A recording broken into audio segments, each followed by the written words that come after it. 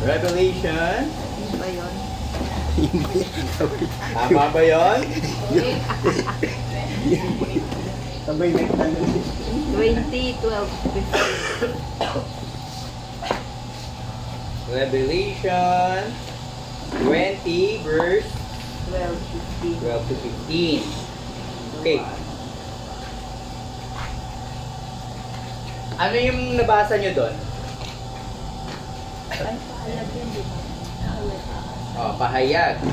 Ganyan. Pahayag ni San Juan.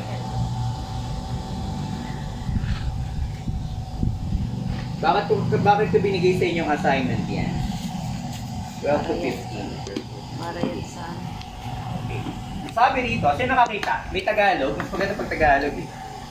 Magsasalamin na ako kasi silawan na. Kita mo na ako.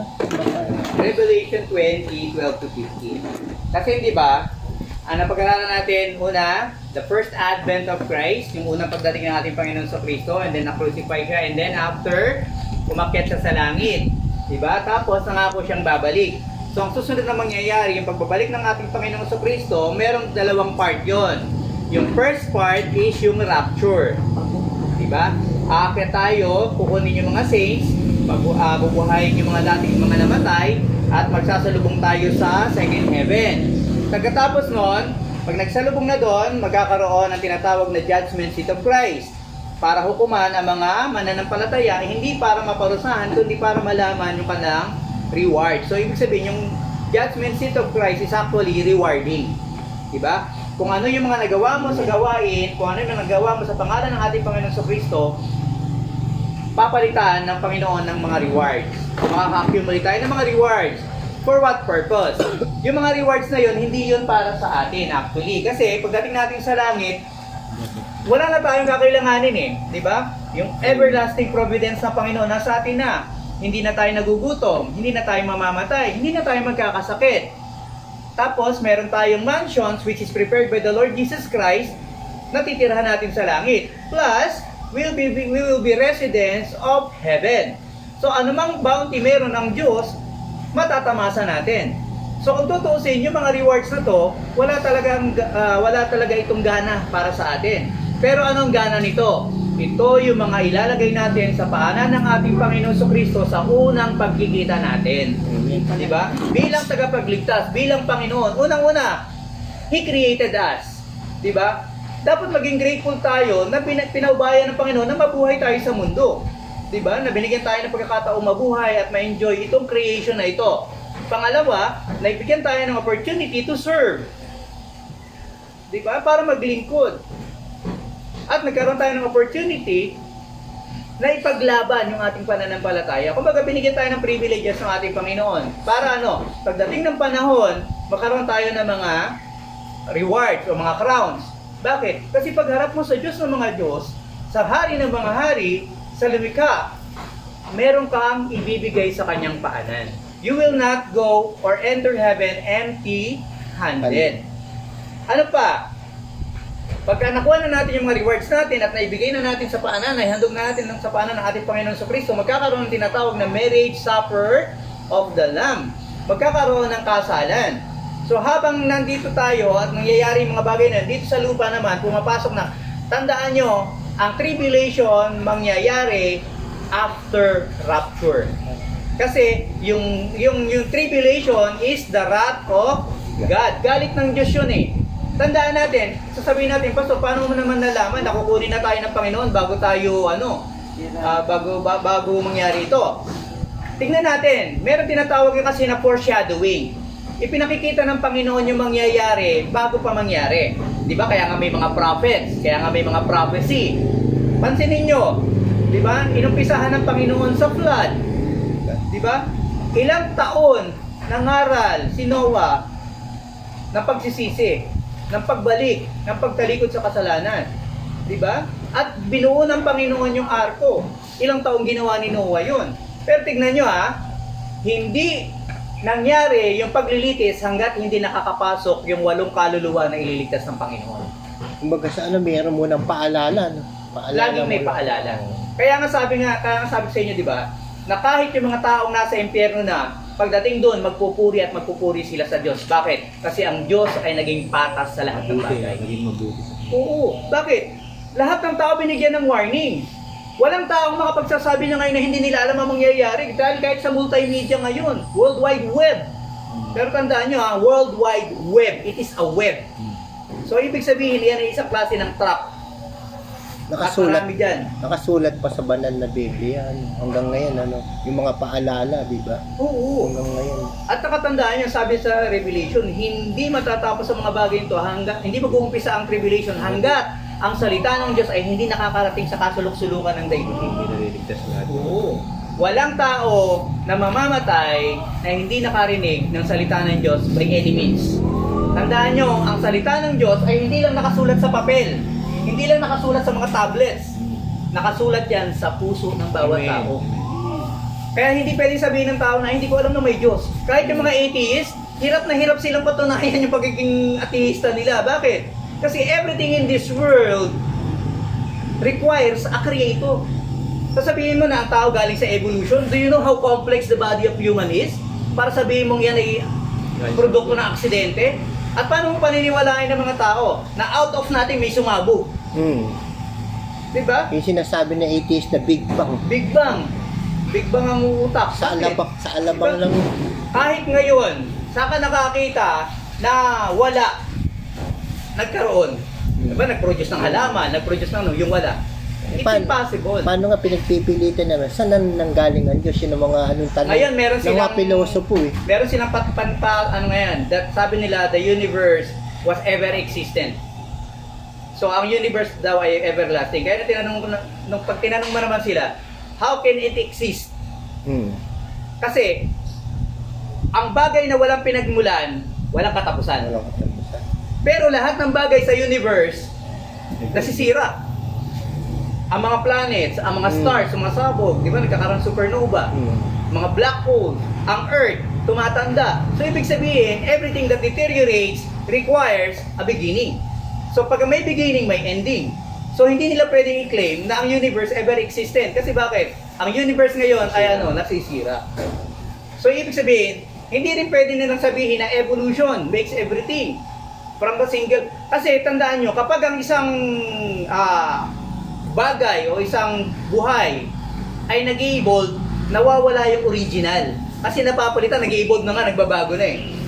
Imagine hanggang sa ngayon, sa panahon natin, since ang theory ng Big Bang is lahat ng bagay nagsimula sa one cell, single cell. Ano yun? Amoeba. Saan makikita ang amoeba?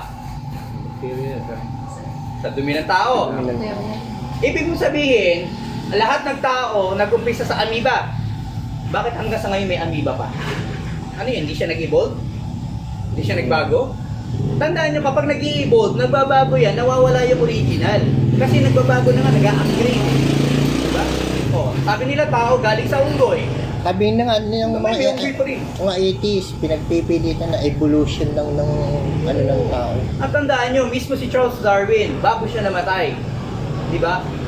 Nirecant niya yung kanyang, sabi niya, I cannot prove yung link between man and apes. Hindi niya na-connecta. Bakit? Kasi nakita niya yung bone structure ng apes, kakaiba sa tao talaga. Yung brain ng tao, kakaiba talaga. So ano ibig sabihin? Every creatures in this world has a creator. Ginawa yan, dinisenyo yan doon sa kanilang pagkakagawa. Kaya tignan nyo ang aso, kahit anong gawin ng science ngayon, di ba, nagbe-breed sila, pero aso pa rin ang labas. Maliit nga lang, may malaki, may matapang, may mabait, pero aso pa rin. Nandun pa rin yung original genes. So, ibig sabihin, you cannot erase the original. Bakit? Kasi it was designed that way. Di ba? Ang ahas, ahas pa rin. Ang bulate, bulate pa rin. Hindi pwede sabihin ng bulate, ahas ako. Di ba? So, ibig sabihin, yan yung ginagawa ng mundo ngayon para iligaw tayo. Bakit? Isipin nyo, imbis na nag-aaral tayo tungkol sa mga bagay na pagsalubong sa ating Panginoon, nadadivert tayo dito sa mga bagay na ganito. Ano ba may idadagdag sa kaligtasan natin? Hindi naman tayo maliligtas ng mga Diba? pinag-usapan nila. Kung malaman natin ang origin ng ahas, ang origin ng tao, ang origin ng malaman natin, may madadagdag ba sa kaligtasan natin? Walang sense. Ano nangyayari? Saka sa saliksik natin yun, napapalayo tayo doon sa bagay na dapat nating ginagawa. Anong sabi ng Ecclesiastes? Ano ang whole duty of man? Fear God. Fear Fear God. And know His commandments. Paano natin malalaman yun? Ito pinag-aaralan natin, dito tayo nandito. Nadadivert tayo. Di ba? Pagka yung mga issue ngayon, sinasampal na tayo ng Panginoon. Bakit? Nakita niyo ba ang mga kulto ngayon? Ang dami nila. At ipinaglalaban nila yung mali. Oh. Alam ba, ako sabihin ko, ako ang anak ng Diyos, sumunod kayo sa akin. Alam niyo, marami susunod. Oh. Kailangan marami ko asawa. Oh, di ba? Hindi ng mga pastor. Marami. May nakakusap nga ako Muslim eh. Kasi di ba sa kanila payag apat ng asawa. Sabi ko, kung talagang kayo ay naniniwala at lahi kayo ni Abraham, hindi dapat ganyan ang paninindigan niyo. Bakit?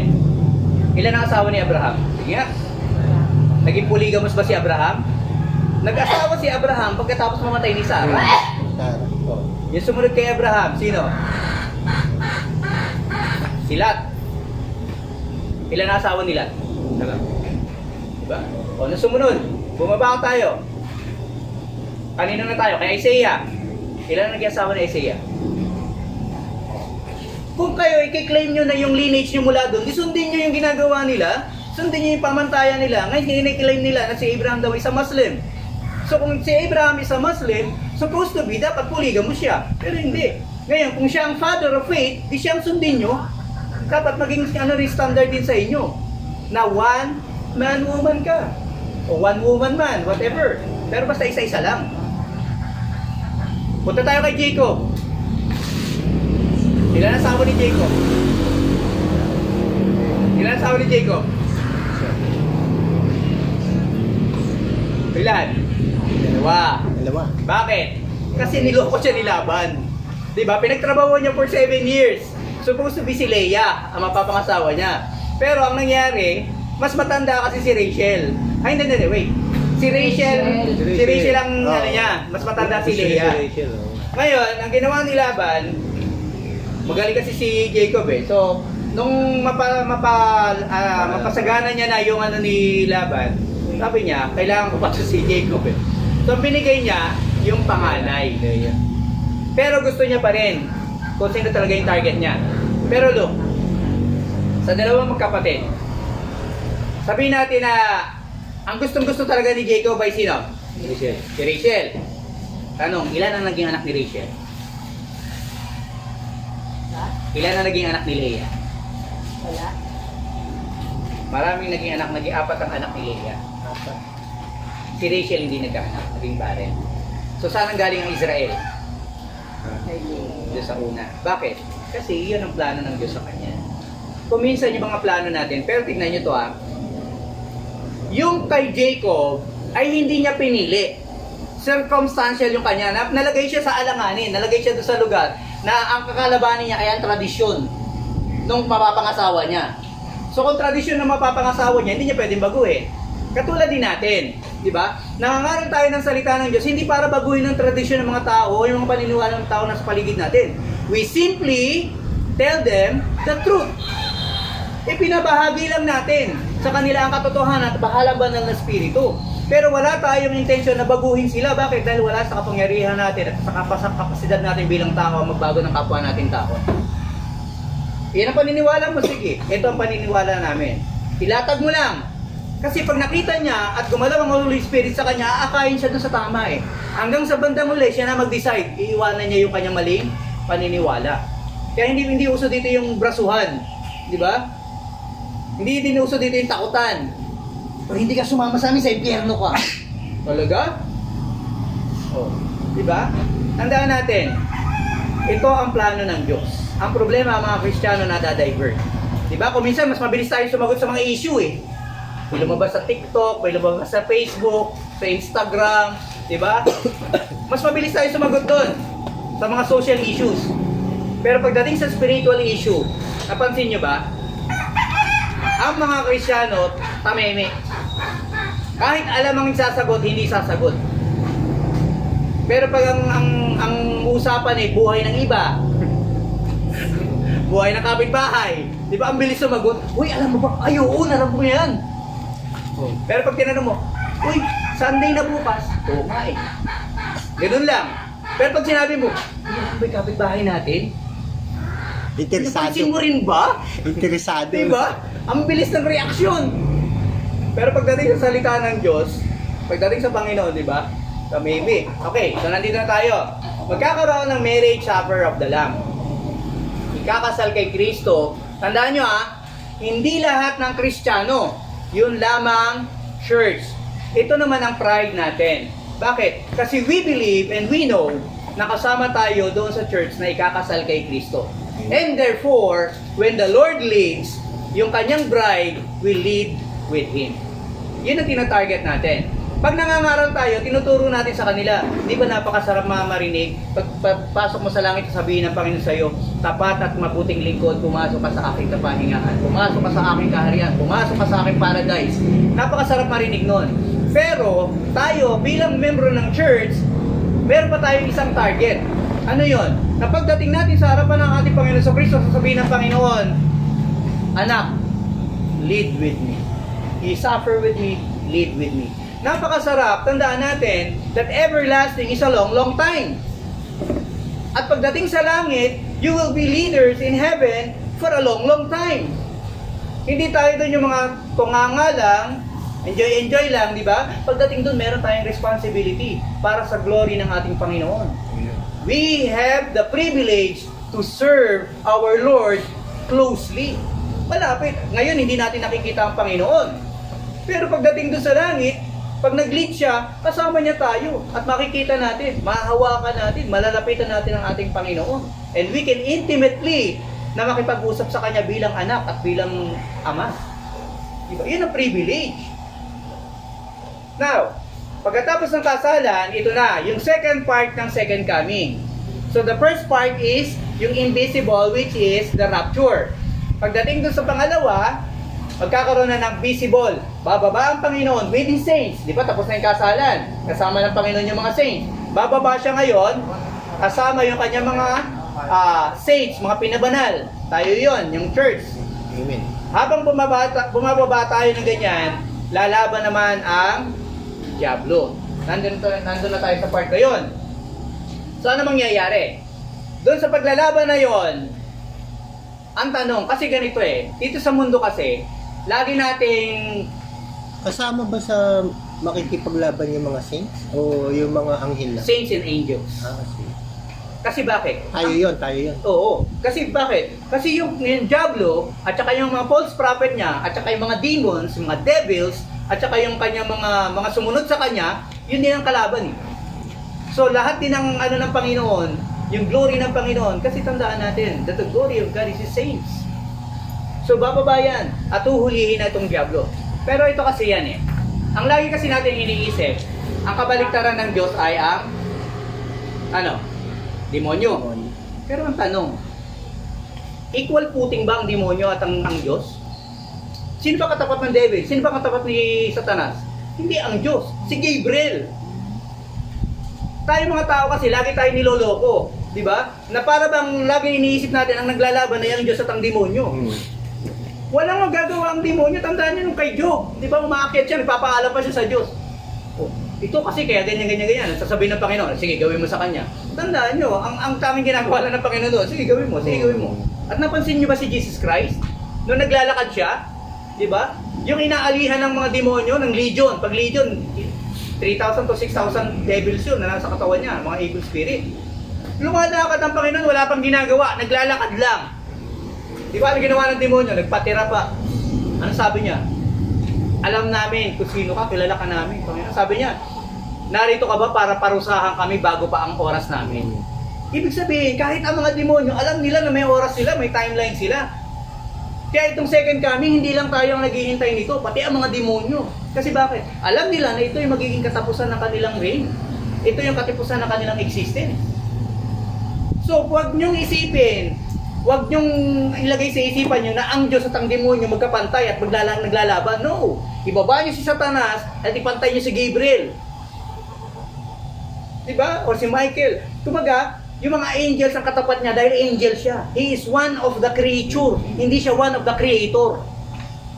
God is God and they are created being. Kahit ang mga angel, puro created yan, nasa ilalim ng Diyos yan. Kasi ang Diyos kung kakalabanin niya yung isang pitik niya lang, magiging kuto na lang. Oo. Maging garapatal lang siya pwede. Tandaan niyo si Kristo sa katawang tao na tinukso ng demonyo. Di ba? Sabi ng demonyo, talagang anak ka ng Diyos, nasusulat. Hindi papabayaan ng Diyos na lumapat ang paa mo sa nasusulat. Kaya mong gawing tinapay ang bato. Ano sabi ng Panginoon sa kanya? Diba kinorek siya? Ano sabi ng Panginoon sa kanya? Nasusulat din, di ba? Huwag mong subukin ang Diyos mo. Gano'n ang kapangyarihan ng Panginoon. Even yung devils, even kumaga lahat yan nasa ilalim ng Panginoon. Kaya lang tayo ngayon ay pinakakain ng isang maling kaisipan. At kinakain naman natin. Kahit yung mga bata di ba? Ang paniniwala nila, ang Diyos at ang Satanas magkapantay. Hindi. Kaya lang ito masama, ito mabuti. Hindi. Walang katambas at walang kapantay ang Panginoon. Tandaan nyo, sabi ng Panginoon, I am only one, the only one. The Alpha and the Omega, the beginning and the end. Isa lang siya dyan sa pwesto niya at walang iba. Ngayon, ang mga demonyo at lahat ng mga anghel at lahat ng mga tao at lahat ng mga nilikha, nasa ilalim niya lahat yan. So, ano mangyayari?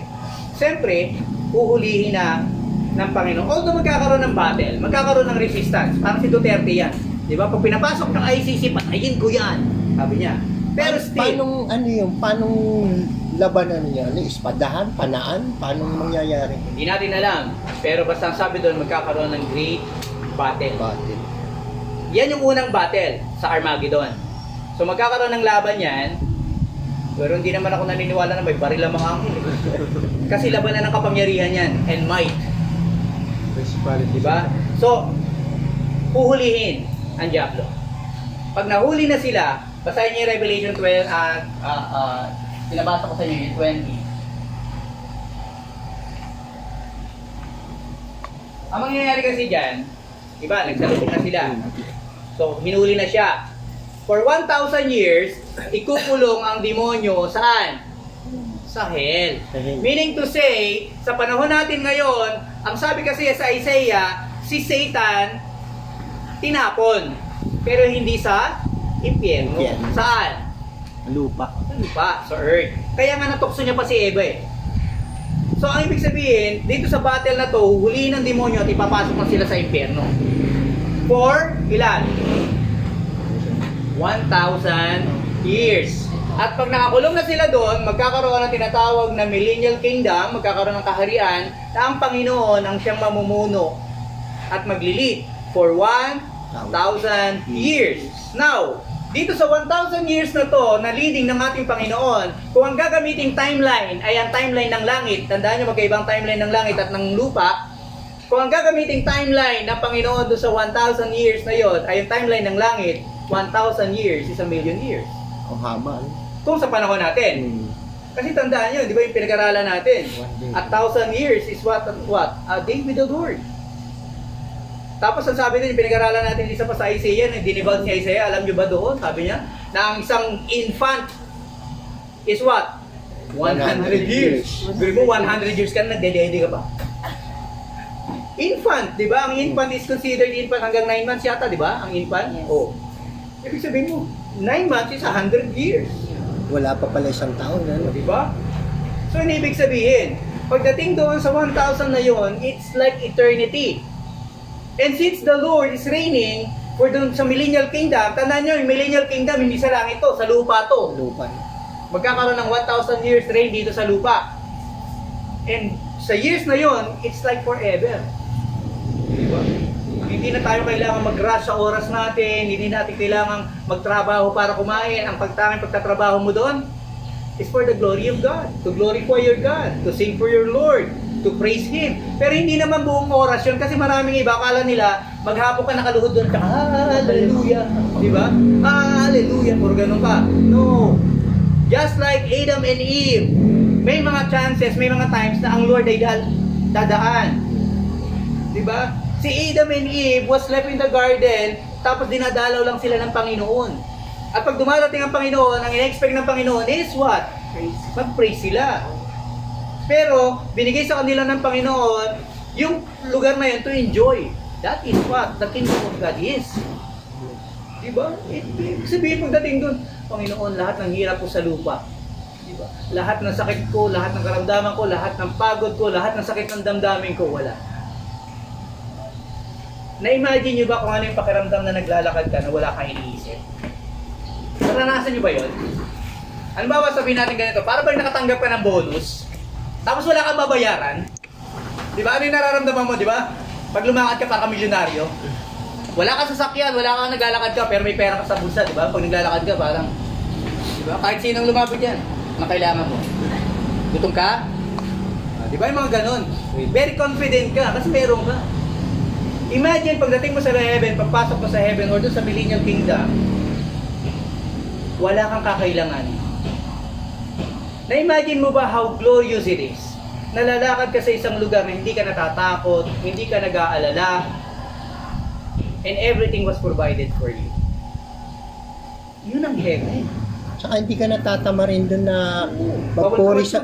Hindi, tsaka may magpuri sa Panginoon, wala ka na naman kailangan na hindi pagod ang katawan mo, hindi ka na kailangan maghanap buhay para kumain, di ba?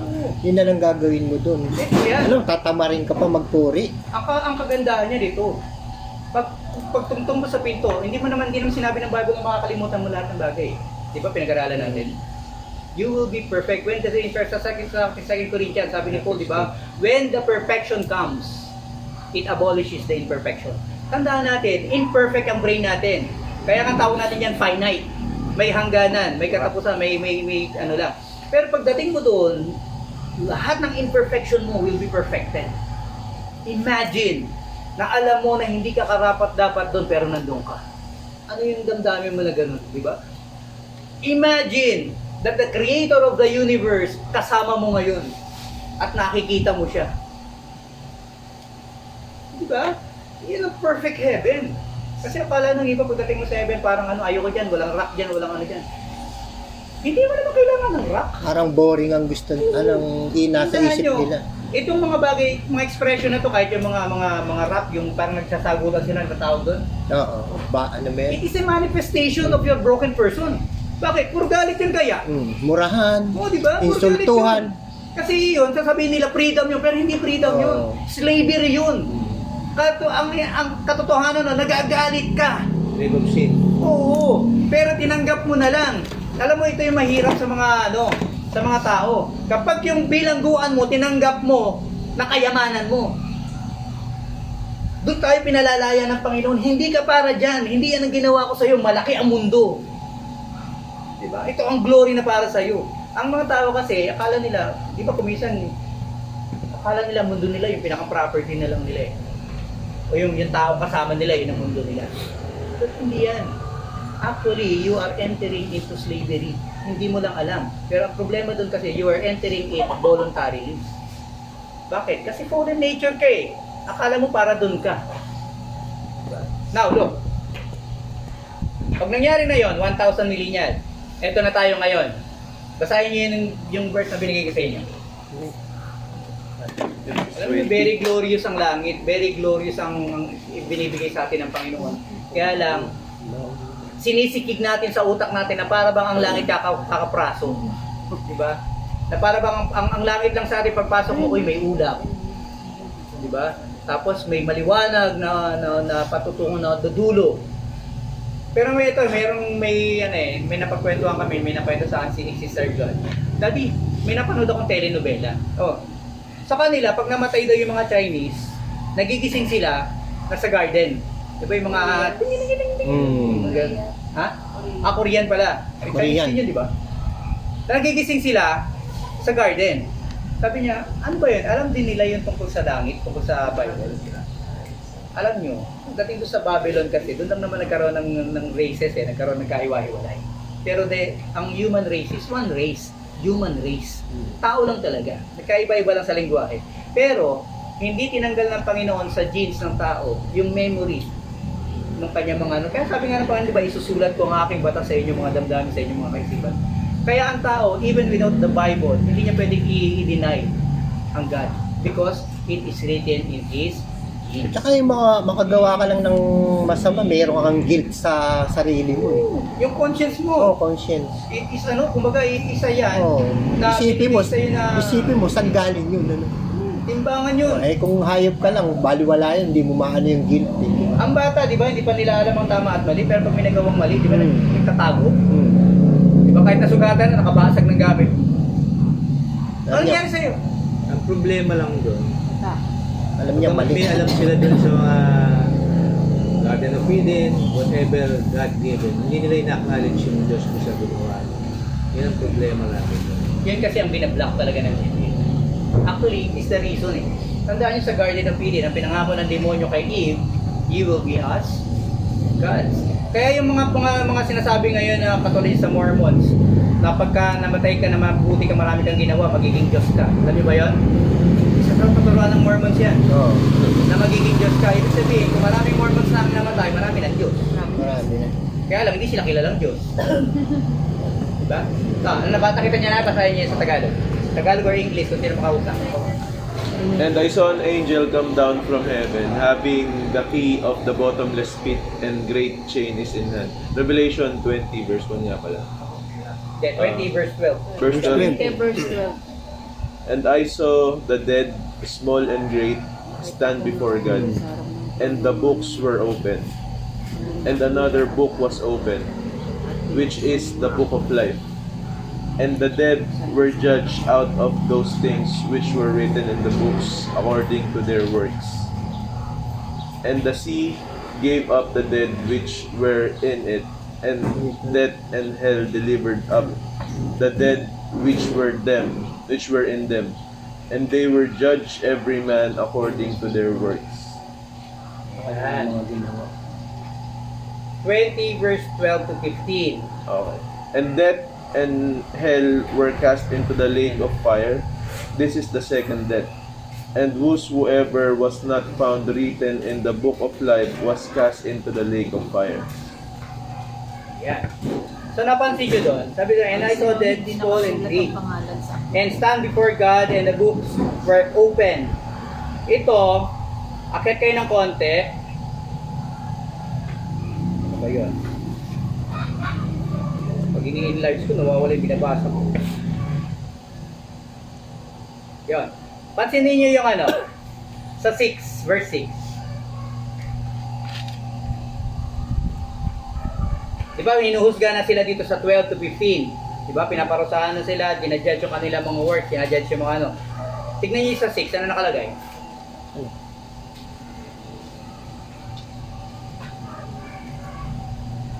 Pinagpala at ibinukod para sa Diyos ang nakasama sa unang pagkabuhay ng mga patay. Walang kapangyarihan sa kanila ang pangalawang kamatayan, sa halip sila'y magiging mga pari ng Diyos at ni Kristo, at maghahari sila kasama niya sa loob ng 1,000 taon. Maghahari silang kasama niya sa loob ng 1,000 taon. taon. Pero pansinin nyo to, mapalad ang sino? Bahagi ng unang Pinagpala. unang resurrection. First resurrection. Meaning to say, kung merong first resurrection, merong second resurrection. Ngayon ito, anong pagkakaiba ng first resurrection sa second resurrection?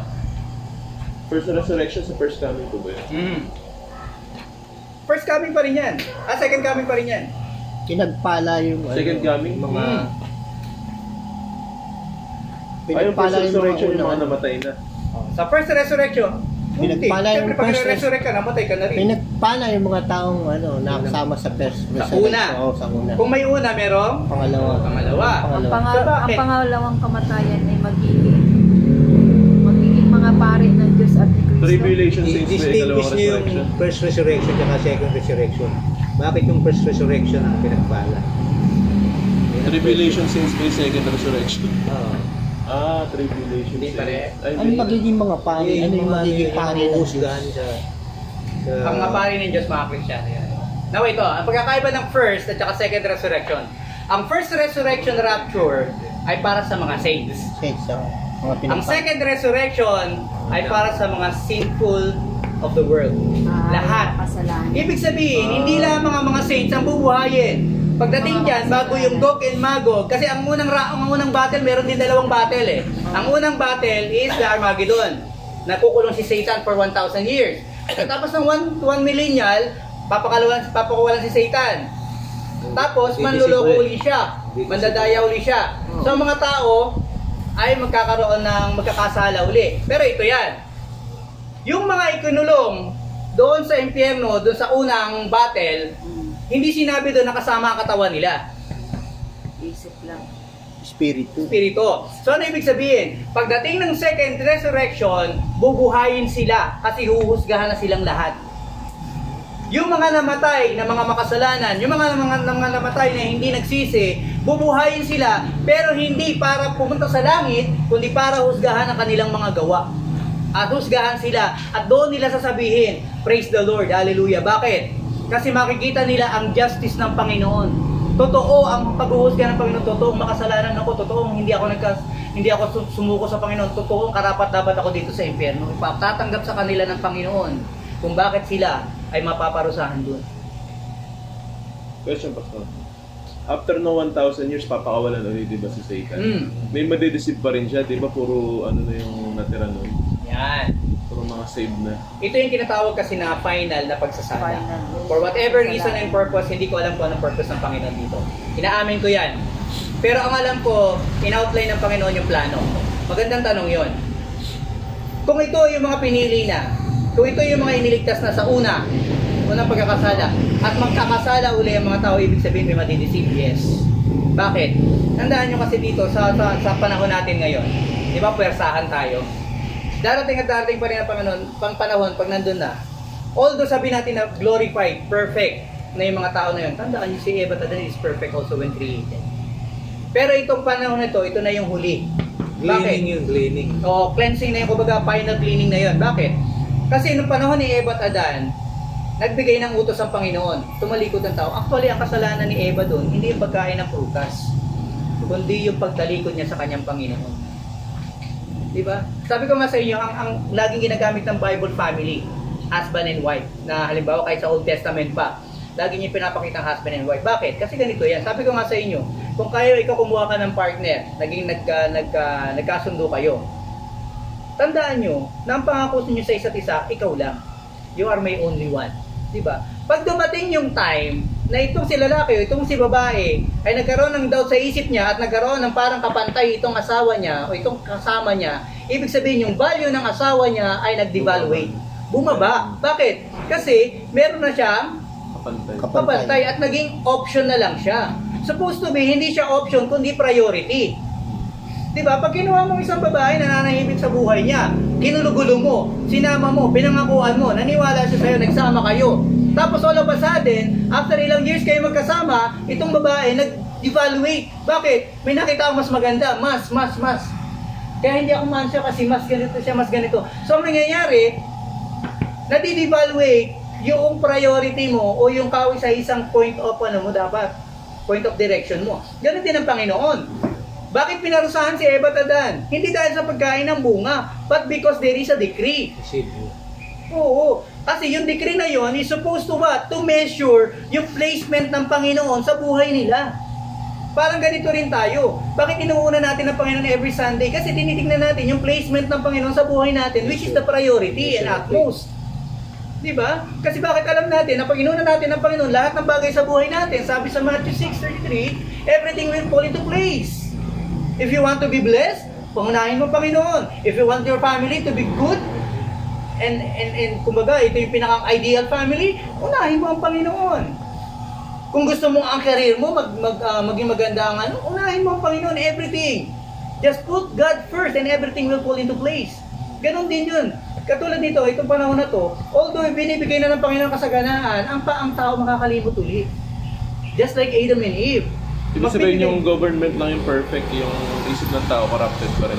Hindi naman. Actually, perfected na yung dyan. Kasi sabi nga, when the perfection comes, the imperfection ends. Perfect na ang tao dyan. Pero, kaya nga tawag kay Satan is deceiver. He will deceive again. Katulad din ng kay Eva Adan. Tandaan nyo. Sabagay sa langit nga, nakapandeceive siya ng mga angels. Oo, di ba? 1/4 of the angels of the Lord nasama ni Satan dito sa lupa.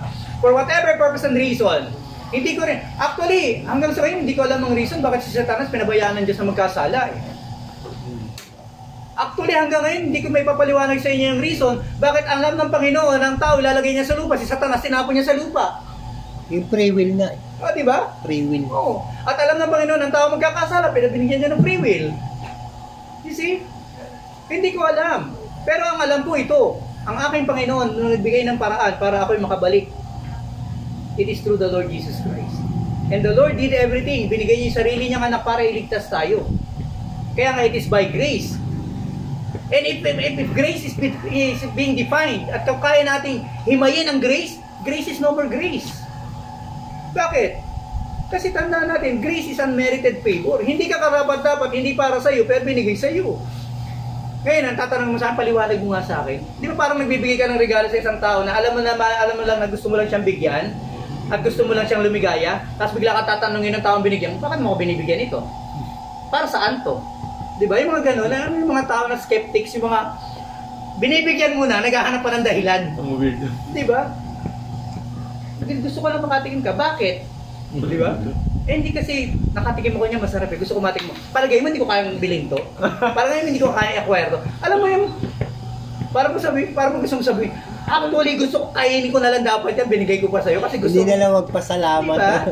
Ungrateful. Sometimes, Ungrateful sila. Oo. Yun ang tao. Oh. Binigyan tayo ng grace. Ang gusto natin, i-define natin, himayin natin yung grace na para bang hanggang sa dumating yung punto na malaman natin ang reason ng Panginoon bakit kayo niligtas. At sasabihin mo sa bandang huli, sasabihin mo, Panginoon, kaya mo ko niligtas kasi gusto mo lang lumigaya sa sarili mo. There is always negative na ipaplant ang demonyo dyan. At pagdating doon sa perfect na 1 year millennium na yon, the devil will also do the same. At maraming magiging Eva sa panahon na yun. Pero yun yung final. Susunod na doon is the Gog and Magog. Kaya bubuhayin yung mga ano na yan. Yung Gog and Magog, that is the final battle. Kasi bakit? Pagkatapos may ma-deceive at masama na yung makuha na ng demonyo, doon sa binasa natin, lahat sila ay paparusahan at ilalagay na sa impyerno. Ito ang kagandahan yan. Since it is the final battle, ang sabi ng Bible sa Revelation, basahin nyo yung 21, sisirain na ng Panginoon ang hell and everything in it. Ngayon, so second chance na inilagay sila ng Panginoon, pinasok sila ng Panginoon doon, yun na yung final. Sisirain na ng Panginoon. Ano yung ibig sabihin? The absence of hell means Perfection. the absence of God's wrath. Final. Tapos na ang galit ng Diyos. Ano ibig sabihin? Pagdating ng new heaven and new earth, wala nang galit ang Panginoon. Wala nang impyerno, wala nang kasalanan, wala nang taong magiging masama. We will all live forever with the Lord in perfection. Diba? Wala nang magsiselos, walang magagalit na walang dahilan. Diba? Wala nang madideceive, wala nang kumbaga in perfection we will be existing with our Lord and God. Tandaan nyo, yung hell, ang hell ay ano yan, kumbaga larawan niya ng galit ng Diyos. Parusa sa galit ng Diyos. Doon tayo iniligtas ng Panginoon. At pagdating ng Gog and Magog, sisirain na ng Panginoon ang hell. Mawawala na yan. Ano ibig sabihin? Sinasabi ng Panginoon by finality, ito na ang katapusan ng galit ko. Ito na ang katapusan ng sumpa. Ito na ang katapusan ng pagpaparusa. Ito na ang katapusan ng kasalanan. Yun yung final at perfect salvation. Wala nang presence of sin, wala nang anong tawag dito? Effect and power of sin, at wala nang parusa ng sin. At pwede na tayong mabuhay, diba, kasama ang ating Panginoon. That's all we target. Diba? So, parang recap lang yon. Ano yun, Pastor? Kasama na natin yung mga nakulong dati doon? Ano nakulong? Yung nakulong sa impyerno na... hindi na. Hindi, yung nakulong sa impyerno kasi, yung nakulong sa impyerno, di ba? Nakatulan na. Nakatulan na sila. Yung sa Golden, di ba, una, Armageddon. Susunod nila, after 1,000 years, magkakaroon nila ng battle, Gog and Magog. Puhuliin na sila ng Panginoon lahat at ilalagay sila sa impyerno. Pagkatapos noon, yung impyerno, sisirain na. Yung mga espiritu nga ng mga tao doon na nakulong. Lahat. Fallen Fallen angels, Mga devils and demons. Tandaan niyo, ang fallen angels and devils and demons, magkaiba yan. Tapos yung mga souls na mga tao na hindi sumampalataya, hindi tumanggap sa Panginoon, lahat sila doon. Banish na. Kukulong. Tapos, sisirain na sila ng Panginoon. Mababanish na talaga. Magbabanish na sila forever. So ngayon, pag after nun, siyempre, may mga saints kasama ang Panginoon, di ba? Ang mangyayari nun, gagawa ngayon, doon mag-create ng new heaven and new earth. Yun na yung final existence. Yun na yung perfect. Wala nang stars na sumasabog, wala nang nag-overheat na araw, wala nang bagyo na sumisira, wala nang... Kasi lahat ng mga elemento na meron tayo ngayon na kung isa tinitingnan natin na masama is actually God's Absent na use corruption. para i-cleanse ang mundo. Alam niyo ba na kung walang bagyo, mamamatay ang tao? Alam niyo ba yon? Sa usok. Ang bagyo, mapansin mo, mas mataas ang pollution, mas malakas ang bagyo. Pansin nyo ngayon? Kasi bakit? Ang bagyo kasi nilikha ng Panginoon para linisin ang hangin ng atmosphere. Cleansing. Ang araw, alam nyo ba na ang Earth natin, di ba mayroong tinatawag na atmosphere? Ang atmosphere, mayroong dalawang bahagi yan, yung ionosphere. Yung ionosphere, yun yung nagpo-protect naman sa atin doon sa rays ng araw. Alam niyo ba na kapag ang ionosphere natin nabawasan ng isang layer at pumasok ang rays ng araw, walang tao makakalakad na buhay? Sunog ka. Perfect yun. So ano ibig sabihin? Kaya ginagawa naman ng Panginoon yun. Pero ang problema, hindi mo pwedeng tanggalin ang araw. Kasi hindi naman mabubuhay yung mga Halaman. every living thing, kailangan nila ang rays ng araw. So, ibig sabihin, mini-maintain ng Lord yung balance. Yung distance niyan, alam niyo ba na konti lang? Sabihin na natin ito, 1 foot. Gano'ng kalaki ang 1 foot? Tapos gano'ng kalaki ang Earth? Ang 1 foot, idikit mo ang Earth sa araw ng 1 foot lang, ha? Alam niyo ba na walang buhay na matitira sa mundo? Because of the radiation. Yung exact, yung distansya ng araw sa Earth is very exact and precise to sustain life. Pag inilayo mo naman ng konti, alam niyo ba kung ano mangyayari sa Earth? Mag-yellow? Mag-yelo. Kasi hindi sufficient yung heat na natatanggap niya mula sa araw. So ano ibig sabihin? Pansinin niyo, di ba nagro-rotate ang Earth na ganyan? Ito ang araw, di ba nagro-rotate siya? Merong axis yan na tinatawag, di ba? Napansin niyo ba yung dalawang axis? Yung isa doon mainit, yung nasa ilalim may yelo. Kaya may Alaska, kaya may North.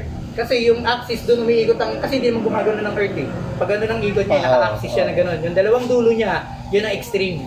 Yung mga hindi natatamaan masyado ng araw. Di ba sa Alaska, 6 months yata, walang araw, no?